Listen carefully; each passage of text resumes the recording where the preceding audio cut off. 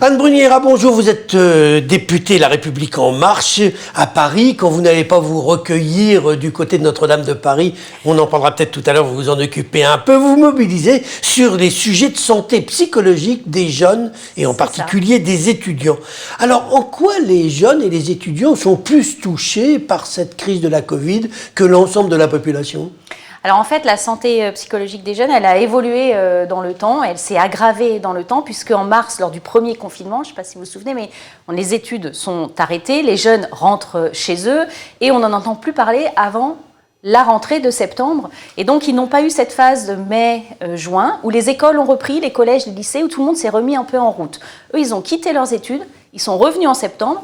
En septembre, tout le monde pensait que ça allait... Entre les deux, ils ont quand même eu des cours par visio. Oui, ils ont eu des cours par visio, les examens, ça a été compliqué. Néanmoins, en septembre, tout le monde pensait reprendre les études normalement. Et le deuxième confinement a été extrêmement compliqué pour eux. Le tout distanciel a été compliqué. Certaines universités n'étaient pas prêtes, certains étudiants n'avaient pas de matériel. Et ça a été plus compliqué dans les universités, par exemple, que dans le scolaire, collège ou lycée.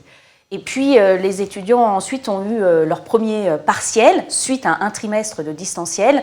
Et là, le stress s'est aggravé, sachant que c'est un âge où il y a déjà un certain nombre de fragilités, parce que c'est un âge où se déclarent d'abord des maladies psychiques, genre la schizophrénie par exemple, et puis aussi c'est un âge où on se projette dans l'avenir, et c'est vrai qu'en ce moment, c'est particulièrement difficile. Alors dites-moi Anne Bruniera, d'abord ça se traduit comment ces crises chez les jeunes, et ensuite qu'est-ce qu'on peut faire ? Alors, ça s'est traduit par...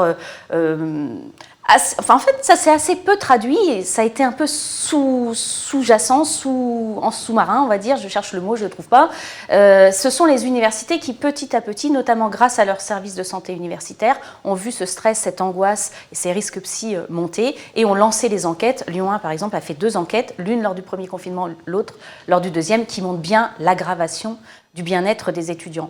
Le gouvernement a pris des mesures, nous avons beaucoup travaillé à plusieurs députés sur ce sujet, avec notamment des lignes d'écoute, Nightline notamment, des embauches de psy pour les services sociaux des universités, et puis le chèque psy qui vient de se rajouter à ce panel-là pour aider les jeunes à exprimer leurs difficultés. Alors c'est quoi ce chèque psy ? Expliquez-nous un peu comment ça fonctionne. Alors le chèque psy, en fait, c'est la possibilité de se faire rembourser, en l'occurrence, 3 séances chez le psychologue.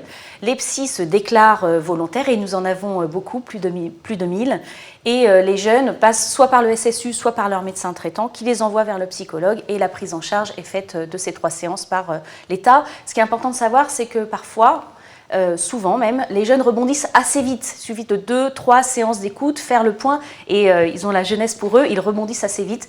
Mais comme d'autres, la psy, c'est quand même tabou en France. Le premier pas, aller chez le psy, c'est quand même difficile. Dites-moi, Anne Bruniera, les jeunes sont touchés effectivement psychologiquement, ils le sont aussi sur le plan des ressources financières. Tout à fait. Alors là, la métropole a voté la semaine dernière ce qu'elle a appelé le revenu de solidarité jeune, qui permet à ceux qui n'avaient vraiment rien de se retrouver avec quand même une aide. Est-ce que ça, c'est une bonne mesure ? Oui, moi je trouve que c'est une bonne mesure. La précarité étudiante, c'est un sujet compliqué, parce que nous avons bien sûr le système de bourse, mais notamment pour les étudiants de classe moyenne qui n'ont pas droit à ces bourses, la situation financière s'améliore grâce à des petits boulots, des petits jobs. Et actuellement, il y en a pas. C'est ceux-là qui ont disparu, et donc on a trouvé beaucoup de jeunes en grande précarité. Effectivement, le RSA jeune, c'est une bonne solution. Moi, je l'ai défendu. Nous ne sommes pas tous d'accord au niveau de la majorité à l'Assemblée. C'est pas le seul sujet oui, sur lequel vous soyez en désaccord au sein de la majorité. Donc moi, j'attends de voir comment elle va se mettre en œuvre, comment la métropole de Lyon va mettre bien sûr cette mesure en œuvre. Et quant à moi, je travaille sur un sujet qui est un peu plus général, qui s'appelle le socle citoyen, et qui va là pour tous les jeunes. Nous travaillons ce sujet à l'Assemblée, et j'espère qu'il aboutira prochainement. Alors Anne Bruniera, un petit mot quand même sur les vaccins. Alors là, on a l'impression que le gouvernement patine dans la choucroute sérieusement. Quand on entend les chiffres, on voit que nous, on vaccine ce week-end un petit peu. Les Anglais, par exemple, ont vacciné 10 fois plus que nous ce week-end. Qu'est-ce qu'on fait? Alors, effectivement, ce qui est bien, c'est que cette crise est mondiale, donc on peut se comparer. Moi, je note qu'on compare toujours quand ça se passe mieux ailleurs. Par contre, quand ça se passe moins bien, on en parle peu. Par exemple, en ce moment, on parle peu de l'Allemagne. L'Allemagne qui est confinée depuis janvier. Non, mais je parle de vaccins, je parle pas de confinement. Oui, mais c'est toujours pareil, les comparaisons. C'est toujours quand c'est la France qui est en retard. Ah bah, Nous n'avons pas la même stratégie. Nous n'avons pas la même stratégie. Le gouvernement a fait une stratégie basée sur des recommandations du Conseil scientifique. La stratégie, c'est de vacciner en premier les personnes les plus à risque pour éviter les formes graves. Nous avons donc commencé avec les personnes âgées, les personnes les plus dépendantes, celles en EHPAD notamment. Et bien sûr, c'est plus long. Nous allons déclencher maintenant la deuxième phase. C'est plus long parce que j'étais au centre de Gerland ce week-end. Les personnes âgées, il faut les accompagner. Elles viennent rarement toutes seules. Il faut les aider. Certaines sont en fauteuil roulant. Il faut leur expliquer, obtenir leur consentement. Et donc, c'est plus long. La famille est sollicitée. Elle n'est pas toujours à proximité. Et donc, le dispositif est un peu plus long.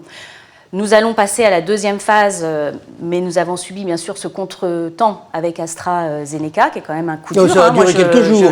Oui, mais ça quand même, je pense que ça a un effet sur la réflexion. Sur la réflexion des Français. Donc nous allons marquer un contretemps, mais nous allons rattraper tout ça, je l'espère. Et puis de nouveaux vaccins vont arriver, notamment le Janssen et puis le Johnson & Johnson. Dites-moi, Anne Brugnera, il y a un grand sujet ce matin dans la presse, c'est le report éventuel des élections régionales et départementales au-delà de juin, et l'opposition, notamment l'opposition, les Républicains, est vent debout contre un éventuel report. Est-ce que c'est vrai que le gouvernement envisage discrètement de reporter, ce qui vous arrangerait bien, parce qu'on sait que ces élections ne vont pas vous être favorables? Alors moi, je suis assez surprise de la surprise du matin, parce que depuis le début, nous savons que ces élections sont soumises à l'évolution de l'épidémie. Ça a toujours été dit. C'était déjà le cas pour les municipales, qui pourtant a été la première élection touchée par cette pandémie. Ça a été un peu compliqué. Mais depuis le départ, nous savons que de toute façon, la date de l'élection dépendra de l'évolution de l'épidémie et que nous aurons besoin d'un avis du Conseil scientifique le plus tard possible, même si après il y aura un délai bien sûr d'organisation des élections. Donc voilà, je suis un peu surprise que ce soit une surprise. On saura quand ?